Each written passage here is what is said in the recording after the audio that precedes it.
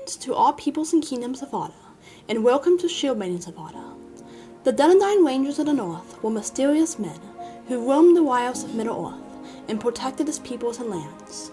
Today, on Shieldmaidens of Arda, we pay tribute to these men and their sacrifices through Aragorn's words to Boromir at the Council of Elrond, exploring how the virtues of struggle, hope, valor, perseverance, and resolution played a part in the world of the Rangers of the North, and how it can play a part in our world too. So sit back and let this shield maiden be your guide into the wonderful world of Middle-earth.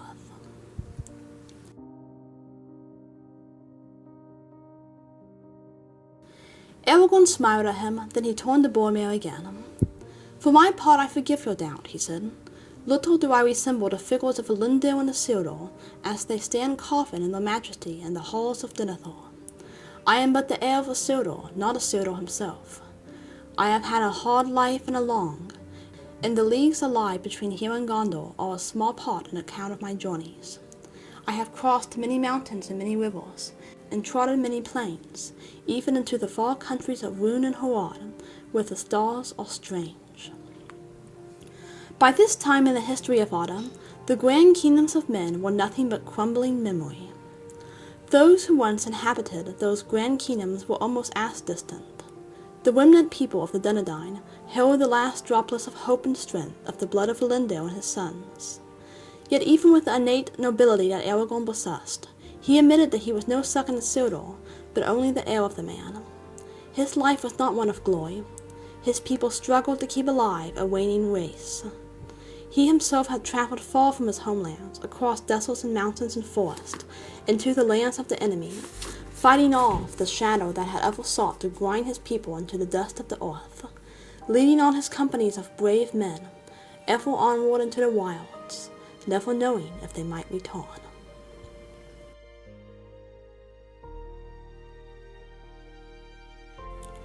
But my home, such as I have, is in the north. For here the heirs of Elrond have ever dwelt a long line unbroken from father unto son for many generations. Our days have darkened and we have dwindled, but ever the sword has passed on to a new keeper. And this I will say to you, Boromir, ere I end. Lowly men are we, rangers of the wild, hunters, but hunters ever of the servants of the enemy, for they are found in many places, not in Mordor only. And yet they kept their hope.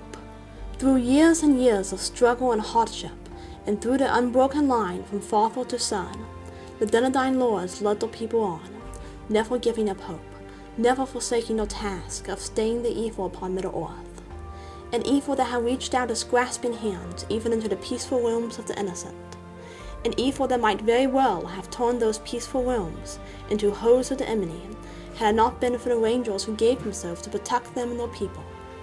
Perhaps it was a thin hope that they held in their hearts, but it was a true hope all the same.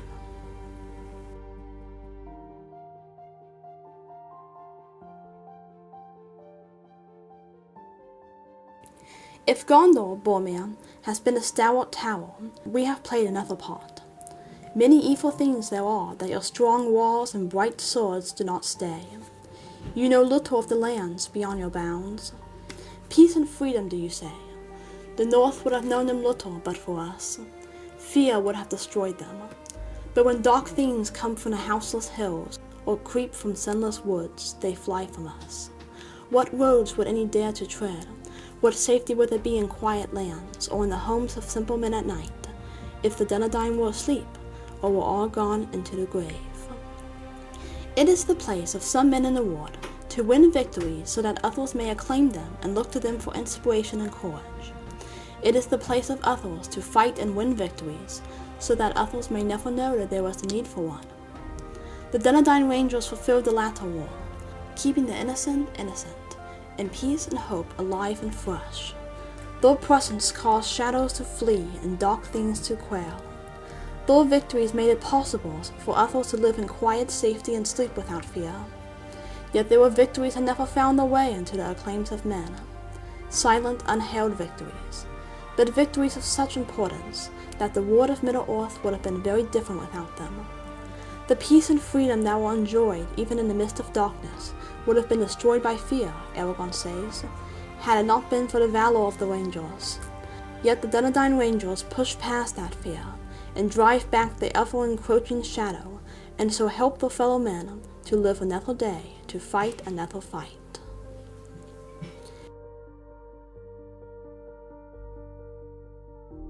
And yet less thanks have we than you. Travellers scowl at us, and countrymen give us scornful names. Strider I am to one fat man, who lives within a day's march of foes that would freeze his heart or lay his little town in ruin, if he were not guarded ceaselessly. Yet we will not have it otherwise. If simple folk are free from care and fear, simple they will be, and we must be secret to keep them so. That has been the task of my kindred, why the years have lengthened and the grass has grown. The ward likes men who look like heroes. The ward praises men who smile handsomely and dress dashingly and display their medals to the ward. The wanderers, the rough, silent men who may not live in houses of white polished stone, or walk about in rich cloth, are shunned and mistrusted as unlearned beggars. What can such men give to the ward? It was in a realm of such scowling mistrust that the Dunedain Rangers spent their lives. It took strength, courage, hope, and perseverance to continue in such a realm. It took a special kind of perseverance to do what one knows one ought to do, and understand that the only things one will receive is a cold eye and a reluctant room at the inn. But perhaps there was more than that. To know that the innocent of the ward could be kept free from care and fear. To know that one lost child need cry in the dark of the night. To know that a smile can be brought to the face of an honest farmer. Perhaps that warmed the hearts of the Dunedain Rangers around their fires at night, and gave them strength to fight another day.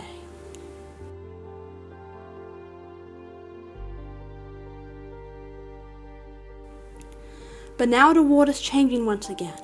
A new hour comes. The Sildur's bane is found. Battle is at hand. The sword should be reforged. I will come to Minas Tirith. Yet the struggle need not last forever, and when the moment came that Aragorn must take up his sword and return to his people as king and hero, he was ready to perform that role. The people of the Dunedain were prepared to step forth from their hidden lives and into the task appointed them.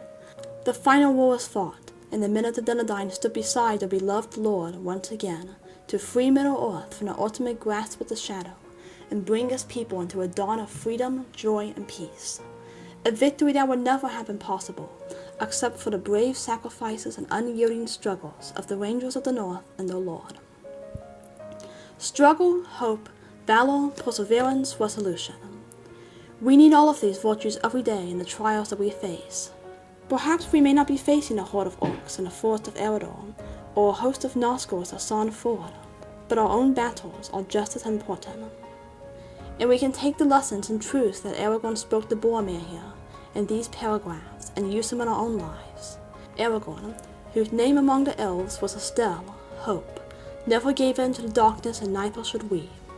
May we always keep hope alive in the depth of our hearts, and may that hope shine forth, to give others the encouragement and the strength they need to fight their own battles. But they who wait for the Lord shall renew their strength. They shall mount up with wings like eagles. They shall run and not be weary. They shall walk and not faint. Thank you for joining with me today through the Word of Arda. Please like this video, subscribe to Shieldmaidens, and join us again, so we can explore more of Middle-earth together. Namaste.